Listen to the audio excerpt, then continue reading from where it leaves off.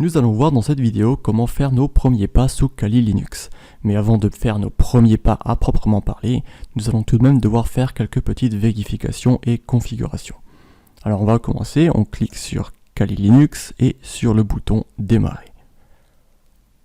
VirtualBox va donc lancer Kali et on arrive sur l'écran Grub où on peut directement valider la sélection avec la touche entrée ou laisser la sélection se faire automatiquement.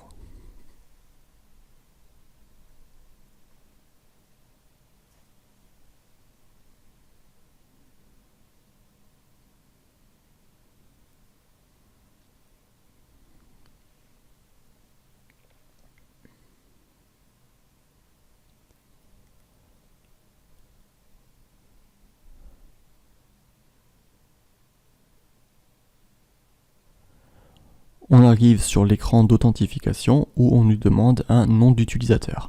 Alors le nom d'utilisateur, on ne l'a pas créé concrètement, mais on en a parlé lors de l'installation, c'est root, l'administrateur du système. On tape donc root et on clique sur suivant. Le mot de passe, lui, on l'a bien créé toujours lors de l'installation. On le fournit donc et on clique sur se connecter.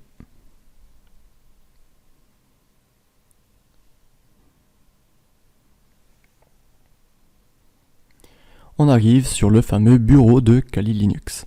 Alors si jamais ce n'est pas encore fait, vous pouvez directement vous rendre dans la barre en haut à droite de l'écran et sélectionner la langue français.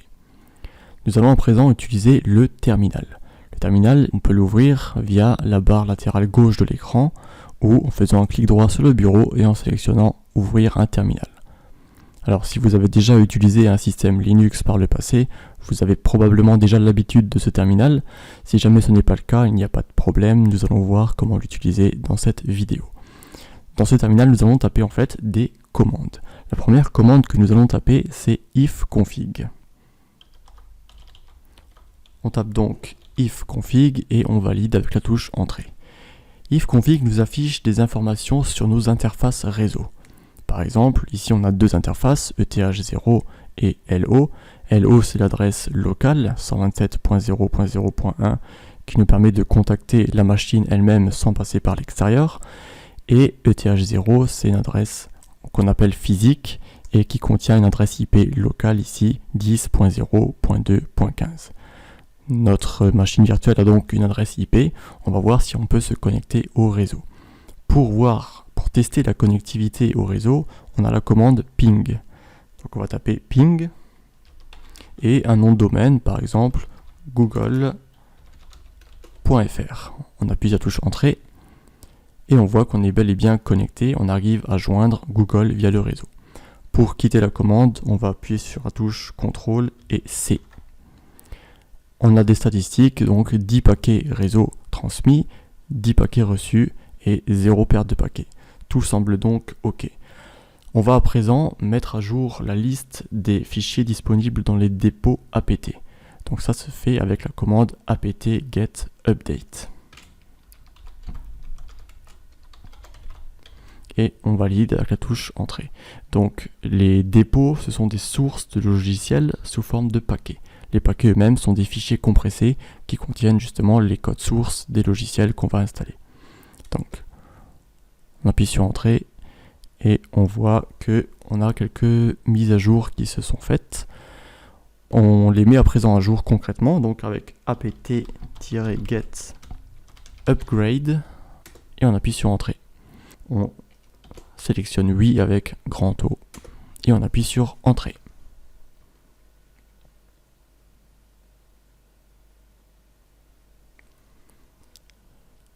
Le système met donc à jour nos paquets qu'on vient de voir un peu plus haut, donc vous voyez que il y en a quand même beaucoup, donc Ruby, Xserver, etc., Python aussi. Donc tous ces paquets-là vont être mis à jour. Donc pour rappel, apt-get update met à jour la liste des paquets disponibles et apt-get upgrade les met à jour concrètement.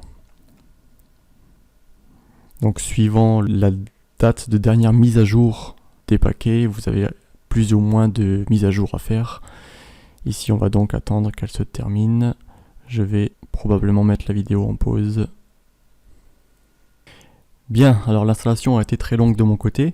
Il est possible que vous obteniez des messages de confirmation ou des messages de configuration spécifiques.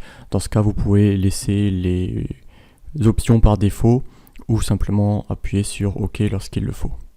Alors nous allons à présent voir la commande df-h. Je vais la taper donc df-h et entrer. Cette commande nous permet de voir l'espace disque utilisé. Alors ici vous voyez dans /dev/sda1 j'ai 15 Go la taille, donc c'est ce que j'ai défini à peu près lors de l'installation de Kali, et on voit que on a 8,7 Go d'utilisé. Donc rien que pour ça on peut voir que le système a déjà utilisé 8,7 Go et qu'on ne pouvait donc pas en prendre seulement 8 lors de l'installation. On a également 66% utilisé, en tout cas dans mon cas, et donc il me reste 4 Go de disponible. Donc vous pouvez également observer de votre côté l'espace qu'il vous reste. À présent, nous allons essayer de redimensionner notre fenêtre, donc la fenêtre VirtualBox, et on voit que la fenêtre du système Kali ne suit pas. Et bien pour cela, on va devoir installer ce qu'on appelle les additions invitées. Les additions invitées sont installable via le menu périphérique insérer l'image CD des additions invitées de VirtualBox.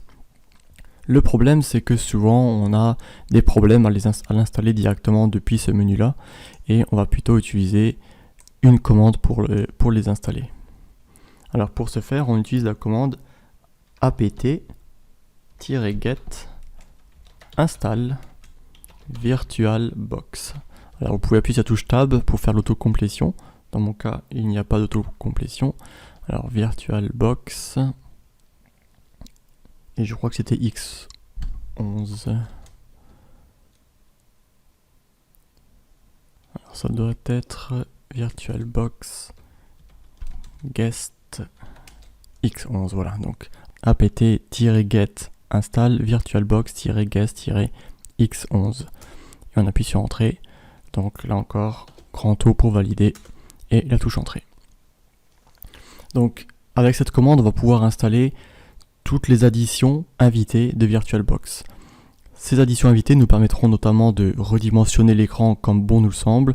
On pourra aussi faire des copier-coller entre les systèmes, on pourra faire des glisser-déposer de fichiers, etc. Donc ça nous simplifiera grandement la vie lorsque Kali est justement installé en tant que machine virtuelle. Alors on va laisser ces additions s'installer.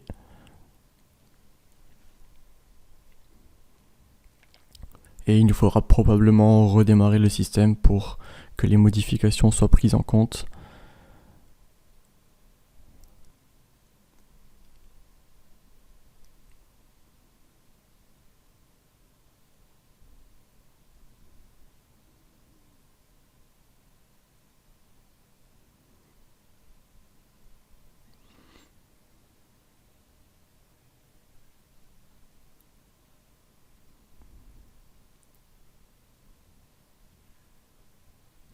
Alors vous avez vu précédemment que j'ai réutilisé la commande que j'avais tapée. Ceci est faisable en utilisant la flèche du clavier vers le haut pour remonter tout simplement dans l'historique des commandes qu'on a tapées. Et inversement la flèche du bas pour redescendre dans l'historique. Donc c'est très pratique.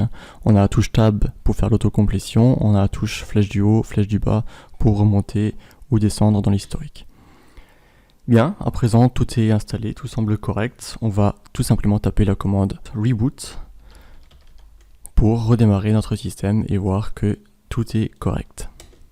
Kali s'est relancé et on peut voir à présent qu'il est bien en plein écran et que si on le redimensionne, eh bien ça fonctionne sans problème. On peut à présent se rendre dans l'onglet périphérique de VirtualBox et cliquer sur presse-papier partagé bidirectionnel et périphérique glisser-déposer bidirectionnel. Comme ça, on pourra faire des copier-coller entre Windows et Kali et inversement. Et pareil, on pourra faire des glisser-déposer de fichiers entre les systèmes.